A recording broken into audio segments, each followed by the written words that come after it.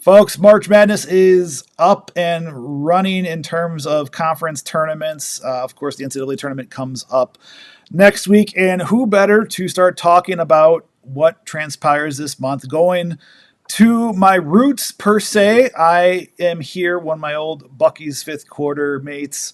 The amazing Bart Torvik runs T Rank. It's a great metric site, breaking analytics. It is frequently traversed by myself. I'm sure very much, I know for a fact, others during the basketball season. Bart, my friend, how are you doing? And are you sleeping at all with the amount of basketball that's going forward this week and heading into the rest of the month?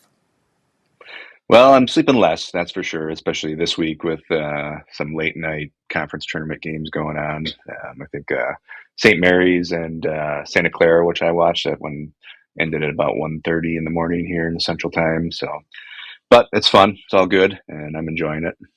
Absolutely, man. And so for those that don't know, and like that's why I wanted to have you on too, because you're, we see a bunch of metrics. You hear about, there's Ken Palm, there's T Rank, there's others. Obviously, then you also have, the NCAA net rankings and other things. And so I wanted to we'll talk about Wisconsin basketball. Obviously, they are the five seed in the Big Ten tournament, and they'll play either Washington or USC. And the reason why I'm saying that right now is because of the fact we are recording on the Wednesday. So, but yeah, we'll talk about and for folks that don't know about T Rank, what is T Rank, and what do you use with the metrics, and what made you start the site? So T Rank is another tempo-free analytics rating system for college basketball.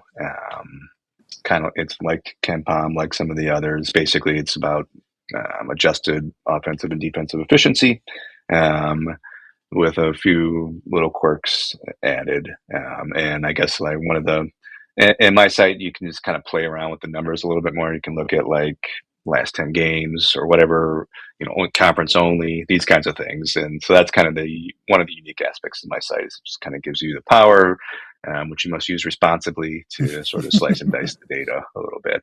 Um, how I got started was just a hobbyist, which I still am, obviously, but just really, I've always been interested in kind of the statistical side of sports, the numbers side, um, going back to being a baseball fan as a kid, and obviously that kind of took over baseball, and 15 years ago, it was starting to take over in college basketball, where it's kind of particularly useful since there's such a wide variety of Mm-hmm. quality in the teams of 360 plus teams in the same quote unquote division, so it's using, they play very different schedules. So I originally got interested, back and would do this for Bucky's fifth quarter, kind of looking at adjusted efficiencies for in-conference play. That was kind of my first foray. And then doing some preseason ratings and just kind of snowballed from there. I learned more and more, and just kind of, I was really into KenPom and kind of learning how to do that and just put it out there. That's awesome, man. I mean, yeah. I mean, going back to our days at Bucky's fifth quarter. I remember us. I was even looking at our old DMs back in the day. I mean, like, oh gosh, we really do go back, and with that Yeah. group that produced so many good reporters, writers. Hmm. Yourself with the analytics and the metrics that you've brought. I guess for you, man, it's just kind of looking at Wisconsin again. Like, we're not going to preview the game itself between USC and Washington, or like Wisconsin, whoever faces Wisconsin, just because right now we're recording on a Wednesday. But let's talk about just Wisconsin as a whole, just what right now, and as of Wednesday morning. I mean, Wisconsin's number 22. You have them currently. Just what with this team? What have you seen from them this year? And just and obviously this last since January. After that loss to Purdue, they've turned it on outside of a couple of blips. But just what have you seen from this Wisconsin team this year? Yeah, well, obviously it's a fun team that plays at a high pace, pretty unusual. It's like the last couple of years it's gone that way for the Badgers under guard, but that's kind of a new thing for Badger fans to get used to. Sort of an offense first. They let defensive lapses go a little bit, but the fundamentals are still there. Defensive rebounding, low turnovers, those coming back from the Bo Ryan era, still there. And obviously they're shooting a lot of threes. They're shooting over half their shots are from three. which is a pretty remarkable thing, but also kind of in line with the way the game's going, obviously in both pros and college. So that with more threes, that means more variance on offense, right? Some days you hit them, some days you don't. Um, and I think that explains some of their Jekyll and Hyde kind of performances with beating Mm-hmm. the best teams. They've got the best win in college basketball at Michigan, no doubt about that. Like if you look at their top two wins, they've got the best top two wins. With that adding at Illinois, and then they got the top three. Their best three wins are the top the best top three wins, and I think they're top four. With Yep. Michigan State and Purdue, so it's just kind of a remarkable season. Then they don't have terrible losses. I mean, maybe at Oregon is a bad Yeah. loss. Home against USC, those aren't great losses, but they're not like those are real teams with real talent that just have Right. had kind of down years. Um, so that's where, and the other obviously thing that jumps out compared to maybe some past Badger teams is that they have two great guards, with Blackwell and Boyd. And Boyd is a different kind of guard than we've had, especially at the effectiveness level that he's at. And they both made all conference yesterday, which I think is, I guess Johnny Davis and Brad Davis have both made all conference as guards. But as far as like a point guard and shooting guard, making all conference with the Badgers, I don't think that's ever happened before. And I think like a true backcourt is probably maybe the best backcourt we've ever had. And they always say, guards win in March. So it's encouraging. It is. Was he snubbed for? Was Nick Boyd snubbed for that first team all conference? Maybe I think probably. I haven't don't pay too close attention to it, and there's obviously 18 teams in the conference now. There's a lot of good Right. players to get Exactly. out of the top five, and I think it was kind of a slow burn for him a little bit. Like he kind of came out at the end of the season. I mean, obviously he was good all year, but I think people didn't realize how good he was until maybe the last couple of weeks, how good a season he was having statistically. And so I think maybe it was just a little bit too late for him to convict. I think a lot of people probably put their votes in, especially the coaches, maybe a week or two ago. So you finish the season with a great win at Purdue, where he is the star down the stretch, just making incredible, like some legendary plays that we'll see for years. Yeah, exactly. And so I think it was just a little late. So maybe a little bit of a snub, but I think it's all right. He's number 6. Big deal. Yeah, basically. Now, I'd say with you too, in your eyes, just is there a metric that stands out to most to you from this season that in terms of showing the improvement of this team from where they were at the beginning of the year to where they are now? Not to put you too much on the Um, spot. yeah, well, I think one thing that stands out, and I think it has improved a little bit, is on offense is the fact that they've been able to maintain such a low turnover rate while Mhm. playing at a really high pace. And that goes back to Nick Boyd, who's always probing, always thinking about driving, which is not something we've had a lot of from a point guard, but still maintaining the low turnover rate.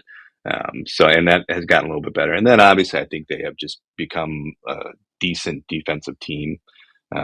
Obviously, they're not great, not like Bo Ryan, great defense, Right. but they, I think early in the season, it was clear there were guys who just didn't know what to do in certain situations, and they've gotten better. And so they've got some young guys like Billy Oskus, and Rapp, a new guy, obviously, who playing complicated coverages, and it takes a while to learn the Badger way, kind of. And I think they have improved in that.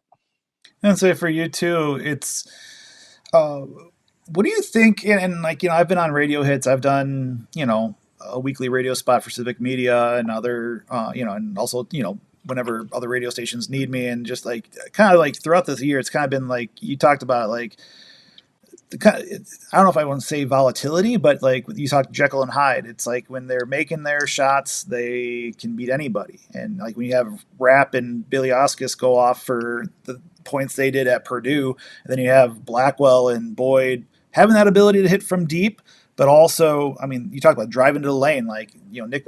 Every broadcast is Nick Boyd in his left hand and going with his left Mm-hmm. hand, and but I guess with that, just where do you foresee this team? It feels like maybe that Wisconsin can, when they're on, obviously they've beat everybody. They can beat anybody, and show that on the road at Michigan and at Purdue and at Illinois. I know Illinois was shorthanded, but they can also, they have those losses to, the USC, and they have like that one at Oregon where they attempted a school record was at 44, 45 3-pointers. But I guess, how volatile do you feel this team is at the moment, entering the Big Ten tournament right now? And yeah, I guess that's my main question. I would say that they are pretty volatile. You know, um, I would say the the kind of the key thing for this team is Rapp and Bilyauskas. Do they hit? Because you have to choose if you're defending the Badgers to leave somebody open, kind of, or like to Right. potentially allow somebody to shoot, and that's who teams are going to choose, right? Is the four guy who's ever playing, at the power forward position, and neither of them shoot great percentages, but they both had games where they basically won the game Mhm. because obviously Billy Oscar, I think, hit five in a row at Yeah, Michigan to start the second half, and it's just like that puts a panic into the defense, and they have to suddenly change everything they plan to do, you know. exactly. Um, and I think that's why in those games, like all of a sudden Boyd gets to his left and stops because like they're just kind of they're running around. They don't know what to do anymore. They start off saying can't let Boyd go left, but then he just flips it over to a guy for a wide open three, and they hit it five times in a row. It's like, well, maybe we got to do something different. Exactly. So that is obviously the key on offense is those guys hitting threes, and if those guys hit threes, um, they're like a top 10 team, Mhm. right? If those guys don't hit threes, they're like maybe a bubble team. Yeah, Is kind of exactly. what I would say. Yeah, no, that's where I'm at too, and I feel like it's been ad nauseum that way throughout. I mean, throughout the like maybe this last. I mean, every type of people ask me, even it's been friends or whatnot about asking about the team. It's kind of like, yeah, they can beat anybody.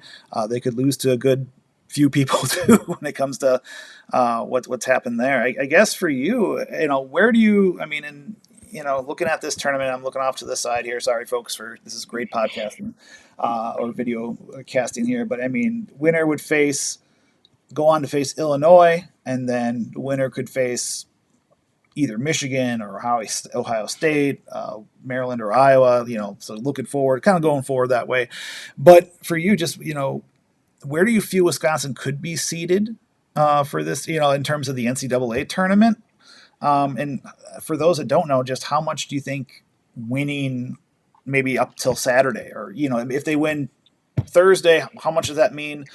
What does it mean if they win on Friday against Illinois, and then if they can make it farther than that, how could that affect their tournament seeding? Sure. Well, I think most people have them around a six seed right Yeah, now. Um, I think if they win tomorrow, if they win their first game in the Big Ten tournament, I think six seed's probably the floor. You never yeah, know. There's right, things can like a one seed sort of margin for error, but certainly in people who project, and I have like a model that projects, they'll be projected on the six seed if they win tomorrow, and they'll probably be projected on the six seed even if they lose. But maybe some people would have done. So I think they probably go from a 6-7 to, so to speak, to just six um, if they win tomorrow. And then after that, it gets a little tough. Like the teams ahead of them, I think, like on the five line and above, are probably kind of significantly ahead yeah, as far as the tournament resume stuff go. But if they make, and the other thing is, the committee swears that they take conference tournaments into account, but I will tell you that as someone who models this yeah, and does an okay job at it, the games don't count as much yeah, once you get to conference tournaments. And it's just because they've started filling out a bracket, and just it's human nature. They're kind of hesitant to change what they've already done. And so they don't count as much. So even if they get a couple good wins, I think they could move up to the five. Like if they beat Illinois, I think a five is a possibility. yeah. If they win two games, I mean, those would be two really good wins in all likelihood. Then they probably would have to beat Illinois and Michigan again. Then I would say definitely a five. At least they should be a five if they win those two games, and maybe a four. Four might be a possibility if they make a run to the conference tournament final. Gotcha. And I've already had you for about 15 minutes, my man. Where can people find you? Where can people, like, where can people find your social media, the site, anything else you want to promote, my good man? Sure. So the site is barttorvik.com. That's just my name. And that's where all the stuff is. I'm on Twitter at totally_T_bomb. Um, and I've got a Blue Sky account too. I think if you just search Bart Torvik, it'll come up. So that's where I'm on. I'm on the internet. I like to I like to post on there, so feel free to hit me up. Awesome. Bart, man, as always, it's great catching up with you, my man. Take it You too. easy. Safe travels to the Big Ten tournament, and yeah, enjoy March Thank Madness you. in all its glory, my good man. It was good talking to you.